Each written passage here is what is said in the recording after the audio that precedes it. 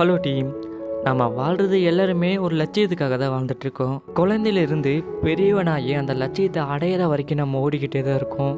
அப்படி நம்ம லட்சியத்தை அடைய போகிற நேரத்தில் நம்ம திடீர்னு இறந்துட்டோம் அப்படின்னா அது எவ்வளோ பெரிய வலியை தரும். அதே மாதிரி தான் இந்த படத்தோட ஹீரோ இறந்து போயிடுவார். இறந்து ஆவியாக மாறிடுவார். அவரோட லட்சியத்தை அடையணும் அப்படிங்கிறது ஒரு பெரிய குறிக்கோளாக இருக்குது. எப்படி ஒரு லட்சியத்தை அடைஞ்சாரா இல்லையா, ஒரு மனிதன் தன்னோட வாழ்க்கையில் எப்படி வாழணும் அப்படிங்கிற கதையை ரொம்ப ரொம்ப ரொம்பவே ஒண்டர்ஃபுல்லாக சொன்ன கதை தான் பார்த்திங்கன்னா சோல். கண்டிப்பாக இந்த படத்தை பார்க்க மிஸ் பண்ணிடாதீங்க. வாங்க மூவிக்குள்ளே போயிடுவோம். படத்தோட ஸ்டார்டிங்கில் பார்த்தீங்கன்னா நம்ம ஹீரோவை தான் காமிக்கிறாங்க. இவர் ஸ்கூலில் மியூசிக் டீச்சராக இருக்கார். அதுவும் டெம்பரவரியாக தான். ஆனால் இவருக்கு அந்த வேலை பிடிக்கவே இல்லை. எதனாலும் பார்த்தீங்கன்னா அது ரிப்பீட் பண்ணிட்டே இருக்குங்காட்டி இவரோட வாழ்க்கை லட்சியமே ஜோரத்தியா பேண்ட் அப்படின்னு ஒரு பேண்ட் இருக்குது. அதில் பாடுறது தான் இவரோட வாழ்க்கை லட்சியமே. ஆனால் ஸ்கூலில் இருந்து இவரை பர்மனெண்ட் ஆக்கிட்டாங்கன்னு ஒரு லெட்டர் வருது. அதை கொண்டு போய் அம்மா கிட்ட கொடுக்குறாங்க. அம்மா என்ன சொல்கிறாங்கன்னா, ஓகேடா, இனிமேல்னு ஒரு வாழ்க்கையே நல்லா இருக்க போகுது, இது ஒத்துக்கடான்னு சொல்கிறாங்க. வேறு வழியே இல்லாமல் இவர் ஒத்துக்கிறாரு. அப்போ இவரோட மொபைல் ரிங் அடிக்குது. என்னென்னு பார்த்தீங்கன்னா இவரோட பழைய ஸ்டூடெண்ட் ஒருத்தனா, அவன் ஜோரத்தியா பேண்டில் தான் இருக்கானா. இப்போ அவங்களுக்கு ஒரு வேகண்ட் இருக்கான். சார், நான் உங்களுக்கு சஜஸ்ட் பண்ணியிருக்கேன், நீங்கள் வாங்க சார் அப்படிங்கிறான் அவன். இவருக்கா ஒரே குசி, வாழ்க்கை லட்சியத்தை நம்ம ஜெயிக்க போகிறோண்டான்ட்டு அங்கே போயிட்டாரு. அங்கே போயிட்டு பெர்ஃபார்ம் பண்ணி காமிக்கிறாங்க. அந்த லீடருக்கு இதை பிடிச்சி போயிடுது. இதனால் லீடர் என்ன சொல்கிறாங்கன்னு பார்த்தீங்கன்னா, ஒரு நல்ல கோட்டு போட்டு சாயந்தரம் இங்கே வந்துடுங்க, நம்ம கான்செப்டை ஆரம்பிச்சுக்கலான்னு சொல்கிறாங்க. நினச்சி பாருங்கள், வாழ்க்கையோட லட்சியத்தையே இன்னும் கொஞ்ச நேரத்தில் இவர் பிடிக்க போகிறாரு அப்படின்னு ரொம்ப சந்தோஷமாக எல்லாத்துக்கிட்டையும் ஃபோன் பேசிகிட்டே போயிட்டுருக்காரு. அப்படி போயிட்டே இருக்கும்போது ஒரு ட்ரைனேஜ் குழியில் விழுந்துடுறாரு. அப்படியே இவர் கண்முழிச்சு பார்க்குறாரு. பார்த்தா இவரோட ஆவி தான் இருக்குது, சோல். இவர் இப்போ எங்கே போயிட்டுருக்காருன்னு பார்த்தீங்கன்னா கிரேட் பியாண்டுக்கு போயிட்டுருக்காரு. அதாவது இறந்ததுக்கப்புறம் போகிறது. எஸ், நம்ம ஹீரோ இறந்துட்டார். இது என்ன இடம்னு தெரியாதனால அக்கம் பக்கத்துலலாம் கேட்குறாங்க. அவங்க தம்பி நீ இறந்துட்டப்பா, அதனால தான் இங்கே வந்திருக்குன்னு சொல்கிறாங்க. நினச்சி பாருங்கள், வாழ்க்கையோட லட்சியத்தை அடைய வேண்டிய நாளில் ஒருத்தர் இறந்து போனால். இதனால நம்ம ஹீரோ பார்த்தீங்கன்னா நான் ஒத்துக்க மாட்டேன், இன்றைக்கி தான் என் வாழ்க்கையில் முக்கியமான நாள்னு சொல்லிட்டு அங்கேருந்து குதிச்சிடறாரு. குதிச்ச உடனே பார்த்தீங்கன்னா ஒரு கிரேட் பிஃபோருக்கு வந்துடுறாரு. இது என்ன இடம் அப்படிங்கிறத அங்கே இருக்கிற ஜெரி சொல்கிறாங்க. இது கிரேட் பிஃபோர். பிறக்கிறதுக்கு முன்னாடி எல்லோரும் இங்கிருந்து தான் போவாங்கன்னு சொல்கிறாங்க. சரி, இவங்களும் எப்படி பூமிக்கு போவாங்கன்னு கேட்கும் போது அங்கே ஒரு வழி இருக்குது பாரு, அதில் தான் சொல்கிறாங்க. அது ஒரு போர்ட்டல் மாதிரி இருக்குது. நம்ம ஹீரோவை குதிச்சு பார்க்குறாரு. ஆனால் அவரால் போகவே முடியல. ஏன்னு கேட்டால் அதுக்கு ஒரு எர்த்து பசன்னு இருக்குமா. அது இருந்தால் தான் பூமிக்கு போக முடியுமா. இங்கே இருக்கிற செரி என்ன சொல்கிறாங்கன்னா, நீங்கள் கிரேட் பியாண்டுக்கு போயிட்டு மறுபடியும் பிறந்து வாங்கலன்னு சொல்கிறாங்க. இல்லை என்னால் அது முடியாது அப்படின்னு நம்ம ஹீரோ சொல்கிறாரு. அப்புறம் நம்ம ஹீரோ இங்கேருந்து என்ன பண்ணுறாருன்னு பார்த்தீங்கன்னா, இந்த குட்டி சோல்லாம் இருக்குல்ல, இதுக்கெல்லாம் ட்ரைனிங் கொடுக்குறக்கு அறிவார்ந்த சோலுக்குள்ளே வச்சுருப்பாங்க. எக்ஸாம்பிள் மகாத்மா காந்தி, அன்னை தெரசா அப்படின்னு நிறைய பேர் வச்சுருப்பாங்க. அதோட சேர்ந்து நம்ம ஹீரோவும் இணைஞ்சுக்கிறாரு. இப்போ கிரேட் பியாண்டில் இருக்க டெரி பார்த்தீங்கன்னா ஒரு சோலை காணோம் அப்படின்னு சொல்லிட்டு இங்கே ஜெரி கிட்ட சொல்கிறாரு. நீ தான் அறிவாளியே, கண்டுபிடின்னு ஜெரி கலாய்ச்சி விட்டுறாங்க. அவரை அதை கண்டுபிடிக்க அதோட ஃபைலெல்லாம் பார்த்துட்ருக்காரு. இந்த பக்கம் பார்த்தீங்கன்னா அந்த குட்டி சோலாக இருக்குல்ல, அதோட ஸ்பார்க்கெல்லாம் கண்டுபிடிக்கிறதுக்காக ஒவ்வொருத்தருக்கும் ஒவ்வொரு சோலை கொடுத்துட்ருக்காங்க. இதே மாதிரி ஒரு பேரை கூப்பிட்றாங்க. அந்த பேரில் பார்த்தீங்கன்னா நம்ம ஹீரோ தான் இருக்கார். பார்த்தோன்னே இவருக்கு 22 அப்படின்னு ஒரு பழைய சோலை கொடுக்குறாங்க. ஆக்சுவலாக அந்த சோலுக்கு பார்த்தீங்கன்னா பூமிக்கு போய் வாழணும் அப்படிங்கிற ஒரு ஆசையே இல்லாத சோல் இது. இதோட ஸ்பார்க்கை கண்டுபிடிக்கிறதுக்காக நிறைய பேர் வந்துட்டு போயிட்டாங்க. எக்ஸாம்பிள் பார்த்தீங்கன்னா மகாத்மா காந்தி, அன்னை தெரசானி, இத்தனை பேர் இந்த சோலை யாருக்கும் பிடிக்கல. இப்போது ஹீரோ வேற ஒருத்தர் பேரில் இருக்கிறங்காட்டி அவரோட வாழ்க்கையில் நடந்த நிகழ்வுலாம் இங்கே 22க்கு வருது. அப்போ 22 நினைக்குது, ஓ நீங்கள் இவ்வளோ சாதனை பண்ணியிருக்கீங்களா அப்படின்னு கேட்கும்போது அதுக்கு இவர் சொல்கிறாரு, இல்லை நான்லாம் இது பண்ணதில்லை, என்னோடய வாழ்க்கையே வேறு, இது வேற ஒருத்தர் பேர் அப்படின்னு நம்ம ஹீரோ சொல்கிறாரு. அதுக்கப்புறம் அந்த 22 நான் எப்படி நம்புறதுன்னு சொல்லிட்டு ஒரு இடத்துல போய் ஒரு கையை வைக்க சொல்லுது. கை வச்சா இவரோட வாழ்க்கை வருது. இது வரைக்கும் உங்கள் வாழ்க்கையிலே நீங்கள் ஒன்றுமே பண்ணலையா அப்படிங்கிற மாதிரி இது கேட்குது. ஆமாம், நான் இன்றைக்கி தான் அதை பண்ணலான் இருந்தேன் அப்படிங்கிற மாதிரி இவர் சொல்கிறாரு. இப்போது நம்ம ஹீரோவோட வாழ்க்கையெல்லாம் வருது. இதில் பார்த்தா எதுவுமே இல்லைல்ல, ஆனால் இவர் எல்லாத்தையும் பார்த்துட்டு வந்திருக்காரு. அப்போ பார்த்தீங்கன்னா கடைசியாக ஒன்று இருக்குது. அது இவர் ஹாஸ்பிட்டலில் இருக்கிற மாதிரி இருக்குது. என்னென்னு பார்த்தா இவர் கோமாவில் இருப்பார் போல். இதெல்லாம் பார்த்துட்டு அவர் சோகமாயிட்டார். சோகமானதுக்கப்புறம் 22வை பார்த்து, இதோ பாரு, உனக்கு தான் பூமிக்கு போகணுன்னு ஆசையே இல்லையே, இந்த ஸ்பார்க்கை கண்டுபிடிச்சான் அந்த எர்த்து பாசம் எனக்கு கொடுக்குறியா, நான் பூமிக்கு போய்க்கிறேங்கிறாரு. சரி இந்தாப்பா அப்படின்னு சொல்லிட்டு அந்த பேட்சோட கொடுக்குது. ஆனால் அந்த பேட்ச் எவ்வளோ கொடுத்தாலும் இவர்கிட்ட வர மாட்டேங்குது, அதுக்கிட்டே தான் போகுது. ஏன்னா எர்த்து பாஸ் வந்தால் தான், அதாவது அந்த ஸ்பார்க்கை கண்டுபிடிச்சா தான் அதை மற்றவங்களுக்கு கொடுக்க முடியுமா. சரி வா, முதல் வேலையாக போய் அந்த எர்த்து பாஸை கண்டுபிடிக்கலாம் அப்படிங்கிற வேலையில் இவங்க இறங்கிட்டாங்க. 22 பார்த்தீங்கன்னா இவரை ஒரு இடத்துக்கு கூட்டிகிட்டு போகுது. அங்கே பார்த்தீங்கன்னா எல்லா ஸ்போர்ட்ஸுமே இருக்குது, எல்லாமே இருக்குது. இங்கிருந்து தான் இதோட ஸ்பார்க்கை கண்டுபிடிக்கணும் போல். வா போய் கண்டுபிடிக்கலான்னு ஹீரோ சொல்லும் போது, இல்லை இதெல்லாம் நான் பல 1000 வருஷம் பண்ணிட்டேன், இங்கேருந்து எதுவுமே எனக்கு கிடைக்கல அப்படிங்கிற மாதிரி 22 சொல்லுது. அப்போ நம்ம ஹீரோ பார்த்தீங்கன்னா, இதோ பாரு இங்கே பீஸா இருக்குது பாரு. இதை சாப்பிட்டீன்னா இல்லை மோந்து பார்த்தீங்கன்னா உனக்கு அந்த ஸ்பார்க்கு கிடைச்சிடும்னு சொல்கிறாரு. இதோ பாருங்க இங்கே வாசனை, சாப்பாடு எதுவுமே கிடைக்காது அப்படிங்கிற மாதிரி 22 சொல்லுது. என்னென்னமோ பண்ணி பார்க்குறாங்க, அந்த இது மட்டும் ஸ்பார்க்கு மட்டும் கிடைக்க மாட்டேங்குது. இதனால 22 பார்த்தீங்கன்னா நம்ம ஹீரோவை ஒரு இடத்துக்கு கூட்டிகிட்டு போகுது. அங்கே பார்த்தா அங்கே ஒருத்தர் இருக்கார். அவர் வந்து இந்த மாதிரி வந்தவங்கள பூமிக்கு திருப்பி அமுச்சு வச்சுருவாராம். வா போய் அங்கே பார்க்கலான்னு கூட்டிகிட்டு போகுது.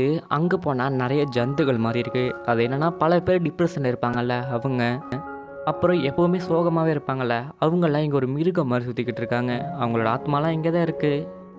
அதெல்லாம் பார்த்துக்கிட்டு இருக்காங்க. நம்ம 22 சொன்னால இந்த மாதிரி ஒருத்தர் பூமிக்கு அனுப்பிச்சு எடுப்பாருன்னு, அவரை நம்ம குருவின்னு கூப்பிடுவோம். இப்போது இங்கே பார்த்தீங்கன்னா 22வும் நம்ம ஹீரோவும் ஒரு ராட்சசம் மாதிரி இருக்குது. அதை வந்து துரத்திட்டு வந்துட்டுருக்கு. இப்போது கரெக்டாக அந்த குருவி வந்துடுறாரு. வந்த உடனே பார்த்தீங்கன்னா அந்த உடம்புலேருந்து ஒரு சோலை பிரித்து எடுக்குது. அது யாருன்னா ஒரு பேங்க் மேனேஜரோட சோல் போல். இப்போ என்ன பண்ணுறாங்கன்னா அந்த நிற்கிற இடத்துல ஒரு வட்டம் போடுறாங்க. அந்த வட்டத்தை போட்டு அந்த பேங்க் மேனேஜர் தான் காமிக்கிறாங்க. அந்த பேங்க் மேனேஜர் உடம்புல அதோட சோலை இறக்கிடுறாங்க. இப்போ அந்த பேங்க் மேனேஜர் ரொம்ப சந்தோஷமாக இருக்காரு. அவருக்கு இந்த ஸ்ட்ரெஸ்ஸு டிப்ரெஷன் எதுவுமே இல்லாமல் போயிடுது. இதே மாதிரி எனக்கும் ஹெல்ப் பண்ணுங்க அப்படிங்கிற மாதிரி நம்ம ஹீரோ சொல்கிறாரு. இப்போ அவன் கையாலேயே கொடுத்து ஒரு வட்டத்தை போட வைக்கிறாங்க. போட்டால் கிரேட் பியாண்ட் வருது. என்னடா நீ செத்துட்டியா அப்படிங்கிற மாதிரி கேட்குறாங்க. இல்லை நான் ஒன்றும் சாகலை, நான் இன்னும் கோமா ஸ்டேஜில் தான் இருக்கேன் அப்படிங்கிறாரு. அப்புறம் எப்படியோ மறுபடியும் வட்டத்தை போட்டு இவங்க சேர்க்கும் போது தெரியாமல் 22 உள்ள தள்ளி விட்டுறாரு. இப்போ என்ன நடக்குதுன்னா ஒரு ட்விஸ்ட்டு நடக்குது. இந்த பூனை உடம்பு இருக்குதுல்ல, அதில் ஜோ ஹீரோ இருக்கார். இந்த ஜோவோட உடம்புல தான் 22 இருக்குது. இப்போ வேணால் மாற்றி சொல்லிக்கலாம், குழப்பம் அடைஞ்சிடாதீங்க. இப்போ அங்கே டாக்டர்லாம் வந்து பார்க்குறாங்க. பார்த்தீங்கன்னா என்னமோ 22 வந்து இப்போ தானே பூமிக்கு வந்திருக்கு, பேச தெரியாமல் பேசுது. என்னமோ நம்ம கொடுத்த மாதிரி தான் தப்பாச்சுன்னு சொல்லிட்டு அவங்க நினச்சிட்டு இருக்காங்க. இப்போ இவங்க 2 பேரும் இங்கேருந்து எஸ்கேப் ஆயிடுறாங்க. நம்ம 22க்கு நடக்க கூட தெரில, எப்படியோ ஜோன் நடக்க வச்சுக்கிட்டு இருக்காரு. இப்போ ரோட்டுக்கு வந்தோடனே நம்ம 22க்கு சரியான பயம் ஆயிடுது. ஏன்னா இது வரைக்கும் வந்ததே இல்லைல்ல. அங்கே இருக்க கூட்டத்தை பார்த்ததே சரியான பயம். நம்ம 22 ஓடிக்கிட்டு இருக்கு. நம்ம இவனை வர கீழே போட்டு ஒரு இடத்துல போய் ஒழிஞ்சுக்கிச்சு 22. ஜோ வா போலாங்கிறாரு. இல்லை என்னால் வர முடியாது, எனக்கு என்னமோ வயிறில் எதுமோ பண்ணுங்கிறங்கிறாரு. உனக்கு பசி எடுத்துச்சா அப்படின்னு சொல்லிட்டு ஒரு பீஸாவை திருடி கொண்டு வந்து கொடுக்குறாரு. அதை சாப்பிட்டு பார்த்தோன்னே 22க்கு ரொம்ப பிடிச்சிருது. அதோட சுவையும் மனமும் ரொம்ப பிடிச்சிருது. இப்போ அந்த குருவியை தான் பார்க்குறாங்க. சரிப்பா சாயந்தரம் 6 மணிக்கு வந்துடுங்க, அப்போ தான் கிரகணம்லாம் கரெக்டாக இருக்குது அப்படிங்கிற மாதிரி அவர் சொல்லிக்கிட்டு இருக்காரு. கரெக்டாக 6 மணிக்கு வந்துடுங்க அப்படிங்கிற மாதிரி சொல்லிட்டு அவர் அங்கேருந்து அப்படியே கிளம்பிடுறாரு. இந்த பக்கம் ஜோரத்தியா லீடர் தான் பார்க்குறாங்க. அவங்க பார்த்தீங்கன்னா காரை விட்டு இறங்குறாங்க. என்னன்னு கேட்கும் போது இவங்க எதுவுமே சொல்லாமல் அவங்க இறங்கின கார்லேயே இவங்க ஏறி வீட்டுக்கு போயிடுறாங்க. வீட்டுக்கு போனதுக்கப்புறம் பார்த்தீங்கன்னா நம்ம ஹீரோக்கு ஒரு ஃபோன் வருது. அதான் ஸ்டூடெண்ட்டு இருந்து, சார் மறுபடியும் உங்களுக்காக ஒரு வாய்ப்பு கேட்டு வச்சுருக்கேன், கண்டிப்பாக இந்த டைம் வந்துடுங்க, எனக்கு செலக்ட் ஆயிடுவீங்க, பாடிடலாம் அப்படிங்கிற மாதிரி சொல்கிறாரு. ஓகே வரேன்னு சொல்லிடுறாரு. அப்போ பார்த்தீங்கன்னா காலிங் பெல் சத்தம் கேட்குது. அப்போ 22 போய் திறந்து என்னம்மா என்ன வேணும்னு கேட்கும் போது நான் வந்து மியூசிக்கை நிறுத்தலான்னு இருக்கேன் அப்படிங்கிற மாதிரி சொல்லுது. சரிம்மா நிறுத்திக்கோ அப்படிங்கிற மாதிரி 22 சொல்லுது. ஏதோ ஸ்கூல் பேண்ட் வச்சுருக்கோம் போல், அதை திருப்பி கொடுக்கணும் போல். கொடுக்குறதுக்கு முன்னாடி நான் ஒரே டைம் ப்ளே பண்ணிக்கலாமான்னு சொல்லிட்டு ப்ளேன் பண்ணுது. பார்த்தா சூப்பராக வாசிக்குது. 22 வந்துட்டு நீ நல்லா தானே வாசிக்கிற, கிளாஸுக்கு கண்டினியூ பண்ணலாமேன்னு கேட்கும் போது ஓகே நான் பண்ணுறேன் அப்படிங்கிற மாதிரி சொல்லிட்டு அந்த பொண்ணு போயிடுது. என்ன அந்த பொண்ணு உடனே பேச்சை மாற்றிட்டா அப்படிங்கிற மாதிரி இந்த 22 வந்து கேட்குது. ஒன்றும் இல்லை, அவளுக்கு ரொம்ப நல்லா வாசிப்பா, ஏன் தெரியல இப்படி சொல்கிறாங்கிற மாதிரி ஜோ சொல்கிறாரு. இப்போது ஜோ வந்து அந்த கான்செப்டுக்கு போகணும்ல, நல்லா டிஷர்ட்லாம் போட்டுட்டு இப்போ வந்து உட்கார சொல்கிறாரு. உட்கார சொன்னானே 22க்கு பார்த்தீங்கன்னா முடி வெட்ட பார்க்குறாரு. எசக்க மொசக்க வெட்டி விட்டுறாரு. இந்த பக்கம் டெரி பார்த்தீங்கன்னா நான் அந்த சோலோட இதெல்லாம் கண்டுபிடிச்சிட்டேன், அது பூமியில் தான் இருக்குது, நான் போய் கூட்டிகிட்டு வந்துடுறேன் நீங்கள் வந்து டெரிக்கிட்ட சொல்கிறாங்க. சரி போயிட்டு வாங்க, யாருக்கள்லையும் படாதீங்க அப்படிங்கிற மாதிரி டெரி அமுச்சு வைக்கிறாங்க. இந்த பக்கம் 22க்கு சூட்டில் எடுத்து கொடுக்குறாரு. 22 போட்டு பார்க்குது. பார்த்தது என்ன பேண்ட்டு முச்சும் கொஞ்சம் டைட்டாக இருக்குது அப்படிங்கிற மாதிரி சொல்லுது. அதெல்லாம் கூடி சீக்கிரமாகவே சரியாயிரும், சரி வந்து உட்காருன்னு முடி வெட்ட பார்க்குறாரு. அதான் ஏற்கனவே சொன்னேனே தாறுமாறாக வெட்டி விட்டுறாருன்னு, இதனால் ஒரு பக்கமே சிரைச்சிட்டு போயிடுது. என்னடா இப்படி ஆச்சுன்னு சொல்லிட்டு இவங்க உடனே சலூன் கடைக்கு தான் போகிறாங்க. அங்கே போனதுக்கப்புறம் பார்த்தீங்கன்னா என்ன நீங்கள் அப்பாயின்மெண்ட்டே வாங்காமல் வந்துட்டீங்க அப்படிங்கிற மாதிரி கேட்குறாங்க. அப்போ இவர் தொப்பியை கழட்டோன்னே சரி அவசர வேலை போல் வந்து உட்காருங்கன்னு உட்கார வச்சிட்றாங்க. அப்போ பார்த்தீங்கன்னா 22 தன்னோட வாழ்க்கையில் நடந்ததான் சொல்லுது. பக்கத்தில் இருந்தவங்களாம் ஓ அப்படியா இப்படியான்னு வாயை பிறந்துட்டு பார்த்துட்டு இருக்காங்க. எப்போவுமே ஜோ இங்கே தான் முடிவெட்ட வருவார். வந்தோடனே பார்த்தீங்கன்னா அந்த மியூசிக்கை பற்றி தான் இவங்கிட்ட பேசிகிட்டே இருப்பார். ஆனால் அவன் சொல்கிறது எதுவும் கேட்க மாட்டார் நம்ம ஜோ. இப்போ 22 என்ன பண்ணுறான்னா நல்லா பேச்சு கொடுக்குறான். பேச்சு கொடுத்தோடனே இந்த இவன்ட்டை பார்த்து கேட்குறாரு, நீ என்ன ஏன் இதை படித்த அப்படின்னு. அதுக்கு முடிவெட்டுறோம் சொல்கிறான், எனக்கு வெட்டினரி படிக்கணும்னு தான் ஆசை, ஆனால் பணம் இல்லாதனால இந்த கோர்ஸ் தான் சீப்பாக இருந்தது அப்படிங்கிறதால முடிவெற்ற கோர்ஸ் படித்தேன் அப்படிங்கிற மாதிரி சொல்கிறான். இப்போ இவங்க 2 பேரும் தன்னோட மனசுக்குள்ளே இருந்ததை பகிர்ந்துக்கிட்டாங்க. ஆனால் ஜோ பார்க்குறாரு, என்ன இவன் இவ்வளோ கஷ்டப்பட்டுருக்கானா அப்படிங்கிற மாதிரி பார்த்துக்கிட்டு இருக்காரு. ஏன் நீ இது வரைக்கும் சொல்லவே இல்லை அப்படின்னு கேட்கும் போது, நீங்கள் கேட்கவே இல்லை நான் சொல்லவே இல்லை அப்படின்னு சிம்பிளாக முடிச்சிடுறாரு. இப்போது ஜோக்கு பார்த்தீங்கன்னா கொஞ்சம் கொஞ்சமாக புரிய வருது, நம்ம வாழ்ந்த வாழ்க்கையே இல்லை அப்படின்னு. இந்த பக்கம் டெரி பார்த்தீங்கன்னா ஜோவை பிடிக்குன்னு சொல்லிட்டு வேற யாரையோ பிடிச்சி வச்சு கலாச்சிட்டு இருக்குது போல். அவனா ரொம்ப பயந்துட்டான். இங்கே 22 பார்த்தீங்கன்னா ரொம்ப ஜாலியாக இருக்குது. வாழ்க்கையில் ஒவ்வொரு நொடியும் ஜாலியாக வாழ்ந்துட்டுருக்கு. சின்ன சின்ன விஷயத்தை கூட ஜாலியாக வாழ்ந்துட்டுருக்கு. இதை நம்ம 22வும் பார்த்துட்ருக்காரு. அப்போ நம்ம 22 பார்த்தீங்கன்னா உட்காந்து எழுந்திருக்கும் போது பேண்ட் கிழிஞ்சிருது. இப்போதான்ப்பா நல்லா இருக்குன்னு சொல்லும் போது, ஐயோ என் மேனை போகுது கிளம்புடா அப்படின்னு அம்மா கிட்ட போகணும்னு சொல்லிட்டு போகிறாங்க. அப்போ போகும்போது பார்த்தீங்கன்னா ஒரு மியூசிக்கரை பார்க்குறாங்க. இந்த மியூசிக்லாம் அவனுக்கு பிடிக்க ஆரம்பிச்சிருது 22க்கு. அப்போ அங்கேயே கிளம்பி போயிட்டு ட்ரெயினுக்கு போகிறாங்க. ட்ரெயினில் பார்த்தீங்கன்னா ட்ரெயின் விசையாக போகுது. நம்ம 22க்குள்ளே இது பழக்கமே இல்லையே, இதனால் அங்கேயும் இங்கேயும் மோதிடுறான். கடைக்கு போனோன்னே எல்லாம் பேசிக்கிறாங்க, நீ அந்த பேண்டில் பாட போகணும் உங்கள் அம்மாட்ட சொல்லவே இல்லையே, உங்கள் அம்மா கோவமாக இருக்காங்கன்னு சொல்கிறாங்க. இவனா நேராக அம்மா கிட்ட போகிறான். அம்மா திட்டுறாங்க, ஏன்டா இப்படி பண்ணுற அப்படின்னு. உங்கள் அப்பாவும் இதே மாதிரி தான் சுற்றினாரு, ஆனால் சாதிக்க முடியல அவரால் அப்படிங்கிறாரு. ஏம்மா என்னோடய வேலையில் என்னை விடுங்க, நான் கண்டிப்பாக சாதிப்பேன் அப்படிங்கிற மாதிரி சொல்கிறான்.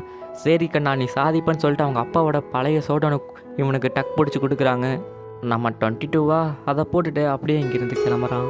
இங்கே பார்த்தீங்கன்னா 22 வந்து ஜாலியாக விளையாண்டுருந்தான்ல, அதாவது ஒவ்வொரு நொடியும் ஜாலியாக என்ஜாய் பண்ணிட்டு இருந்தால, அவன் வந்து அப்பப்போ சும்மா 1-2 பொருள்லாம் கலெக்ட் பண்ணி வச்சுப்பான். இப்போ இவங்க 2 பேரும் உடம்ப மாற்றிருக்காக குருவிக்கிட்ட போகிறாங்க. ஆனால் நம்ம 22 நாளில் அங்கே வர மாட்டேன், எனக்கு இந்த வாழ்க்கை தான் பிடிச்சிருக்கு அப்படி அங்கே ஓடிடுது. நம்ம ஜோவா பின்னாடியே துரட்டிட்டு போகிறாரு. 2 பேரும் போய்கிட்டே இருக்காங்க. அப்போ பார்த்தீங்கன்னா இவங்க வந்து அந்த டெரியோட வலையில் விழுந்துடுறாங்க. இதனால் இவங்க 2 பேரோட சோலும் மேலே வந்துடுது. மேலே வந்தோடனே ஜோவா 22 அப்படி திட்டிகிட்டு இருக்காது. அப்போவே பார்த்தீங்கன்னா 22 உடம்புல பார்த்தீங்கன்னா எர்த்து பாஸ் உருவாகிறது. நீ என்னோட உடம்புல இருந்த கட்டி தான் உனக்கு எர்த்து பாஸ் வந்திருக்கு அப்படிங்கிற மாதிரி கேவலமாக பேசுகிறாரு 22வை. 22க்கு கோவம் வந்துடுது. எர்த்து பாஸ் ஆனால் ஒன்று வேணாம்னு சொல்லிட்டு அப்படியே கெடாசி எரிஞ்சிட்டு அது போயிடுது. நம்ம ஹீரோவாக அதை எடுத்துகிட்டு உடனே பூமியில் குதிச்சிட்றாரு. குதிச்சதுக்கப்புறம் பார்த்தீங்கன்னா அவரோட உடம்புல அவரே வந்துடுறாரு. இப்போ தான் முக்கியமான வேலை இல்லை அந்த பேண்டில் பாடுறது. உடனே அந்த பேண்டுக்கும் பாட போயிடுறாரு. அங்கே பார்த்தீங்கன்னா நல்லா பாடி முடிச்சிட்றாரு. எல்லோரும் கிளாப் பண்ணுறாங்க. சரி அடுத்தது என்ன அப்படின்னு அந்த லீடர்கிட்ட கேட்கும் போது, இதோ பாருப்பா இதே தான் தினமும் பண்ணிகிட்டு இருக்கணும் அப்படிங்கிற மாதிரி சொல்கிறாங்க. ஆனால் ஏற்கனவே இந்த ரிப்பீட்டேஷனாக இருந்தால் தானே அந்த டீச்சர் வேலையை விட்டார். இதுவும் அப்படியே இருக்கே அப்படிங்கிற மாதிரி இவருக்கு ஒரு மாதிரி இதாகிடுது. இப்போ இவர் 22 பற்றி நினச்சி பார்க்குறாரு. 22க்கு எவ்வளோ கஷ்டமாக இருக்கும் அப்படிங்கிறதெல்லாம் அவர் நினச்சி பார்க்குறாரு. அதை கலெக்ட் பண்ண பொருளையும் எடுத்து பார்க்குறாரு. இதனால் இவர் என்ன பண்ணுறாருன்னா மியூசிக்கை ஆழ்ந்த கவனத்தில் வாசிக்கிறாரு. இதனால் இவரோட சோல் மேலே போகுது. மேலே போயிட்டு நேராக அங்கே போயிடுது. கிரேட் பிஃபோருக்கு போய் பார்த்தா அந்த 22 இருக்குல்ல, அது வந்து அதான் அந்த மன அழுத்த நோய் மாதிரி அதுக்கு வந்தது. அது ஒரு மாதிரி சுற்றிட்டு இருக்கு. 22 கூட இருந்ததில் இவர் நினச்சி பார்க்குறாரு. 22வை காப்பாற்றியே ஆகணும் அப்படின்னு சொல்லிட்டு அந்த குருவியும் இவரும் 22 பக்கம் போகிறாங்க. ஆனால் 22 உங்களுக்குலாம் அசரப்படுற மாதிரி தெரியல, அங்கேருந்து சப்புச்சு ஓடிட்டே தான் இருக்குது.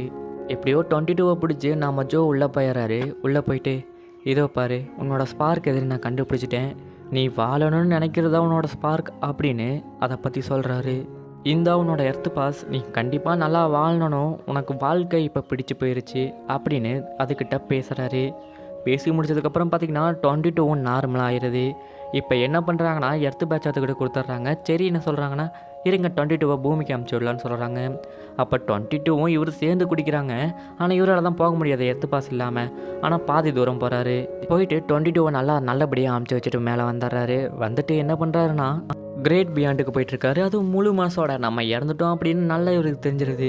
போகிற வழியில் பார்த்தீங்கன்னா டெரியெலாம் வந்துடுறாங்க. நான் உங்களுக்கு இன்னொரு வாய்ப்பு கொடுத்தா என்ன பண்ணுவேன்னு கேட்குறாங்க. கண்டிப்பாக நான் ஏற்றுப்பேன், ஆனால் டெரி விட மாட்டாரேன்னு சொல்கிறாரு. டெரியை நாங்கள் ஏமாற்றிக்கணும்னு சொல்லிட்டு அவங்க ஈஸியாக ஏமாற்றிடுறாங்க.